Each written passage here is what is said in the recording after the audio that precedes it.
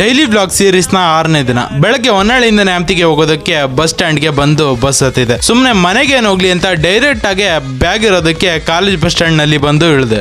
ಬಂದಾಗ ನಮ್ಮ ಫ್ರೆಂಡ್ ಸಿಕ್ಕಿದ್ರು. ಆರಾಮಾಗಿ ಮಾತಾಡ್ಕೊಂಡು ಹೋಗೋಣ ಅಂದ್ರೆ ಎಲ್ಲಾ ಬಡ್ಡಿ ಮಕ್ಕಳು ಮೊಬೈಲ್ ನಲ್ಲೇ ಬಿಸಿ ಅವ್ರೆ.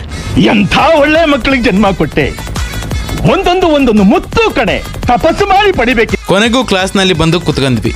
ನಾನ್ ವಿಡಿಯೋ ಮಾಡ್ತಿರೋದು ನೋಡಿದ್ರೆ ಎಲ್ಲ ನನ್ನ ಮಕ್ಕಳು ಮಲ್ಕಂತಾರೆ, ಮುಖ ಮುಚ್ಕೊಂತಾರೆ. ನಿನ್ನ ಕಳಿಸ್ತೀನಿ, ನೀವೇನು ಯೋಚನೆ ಮಾಡ್ಬಿಡಿ ಸರ್, ನಿಮ್ನ ಫುಟ್ಬಾಲ್ ಓದ್ಬಿಡ್ತೀನಿ ಅಂತ ಹೇಳು. ನೀವೇನು ಯೋಚನೆ ಮಾಡ್ಬಿಡಿ ಸರ್, ನಾನು ಅವನ್ನ ಫುಟ್ಬಾಲ್ ತನ ಒದ್ಬಿಡ್ತೀನಿ.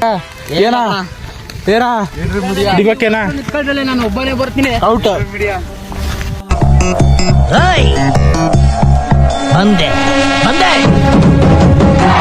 ಕಬಡ್ಡಿ ಆಡೋಣ ಅಂತ ಶುರು ಮಾಡಿದಾಗ ಗೊತ್ತಾಯ್ತು IC ಕ್ಲಾಸ್ ತಗೊಂಡವ್ರೆ ಅಂತ ನ್ಯೂಸ್ ಬಂತು. Return of the class room ಅಂತ ಕ್ಲಾಸ್ ರೂಮ್ ಕಡೆ ಹೋದ್ವಿ. ಕ್ಲಾಸ್ ಮುಗಿಸ್ಕೊಂಡು ಮನೆಗೆ ಹೋಗೋಣ ಅಂತ ಹೊರಗೆ ಬಂದ್ರೆ ಗೇಟ್ ಆಗ್ಬಿಟ್ಟವ್ರೆ. ಫಂಕ್ಷನ್ ನಡೀತಿದೆ ಅಂತ ಗೊತ್ತಾಯ್ತು, ಅಲ್ಲಿಗೆ ಬಂದ್ವಿ. ಅವ್ರು ಕೊಟ್ಟಿದ್ ಪಾಂಪ್ಲೆಟ್ಸ್ ಅಲ್ಲಿ ನಮ್ದು ಅವತಾರ ಒಂದೊಂದಲ್ಲ, ಅವ್ರು ಹೇಳಿದ್ದೆಲ್ಲ 1:30 ತನಕ ಕೇಳಿ ಹೊರ ಬಂದ್ವಿ. ಅಣ್ಣ ನನ್ನ ಕೈಲಿ ಆಯ್ತಾ ಇಲ್ಲ. ಮನೆಗೆ ಬಂದು ಸ್ವಲ್ಪ ಮಾಡಿದೆ. ಸೂಫ್ರಮ್ ಸೋ ಸಿನಿಮಾ ಮತ್ತೊಂದ್ಸಲ ನೋಡೋಣ ಅಂತ ಅನಿಸ್ತಾಯ್ತು.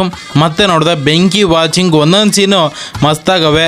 ರಿವ್ಯೂ ಕೂಡ ಮಾಡಿದ್ದೀನಿ, ನೋಡ್ಬೋದು. ಬೆಂಗಳೂರು ಬುಲ್ಸ್ ಮ್ಯಾಚ್ ನಡೀತಾ ಇತ್ತು, ಅದನ್ನು ಕೂಡ ನೋಡಿದೆ. ಕೊನೆಗೂ ನಾವೇ ಗೆದ್ವಿ. ಈ ದಿನ ಇಷ್ಟೇ, ಮತ್ತೆ ನಾಳೆ ವ್ಲಾಗಲ್ಲಿ ಸಿಗ್ತೀನಿ. ಬಾಯ್.